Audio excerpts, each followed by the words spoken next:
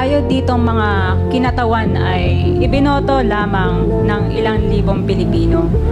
Ngunit ang kasama natin ngayon ang Pangulong Duterte, ang most voted Philippine leader ng 2016. At ang kanyang anak, Vice President Sara Duterte, ang most voted Philippine leader naman ngayong 2022.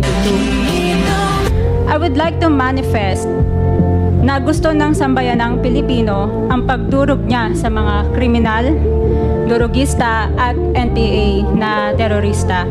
Kaya sila ibinoto at patuloy na mahal ng mga Pilipino. Kaya gusto natin ng patas na hearing. Sana sinama natin dito ang libo-libong mga magulang na ang mga anak ay biniktima ng mga durugista. Ang mga ordinaryong Pilipino na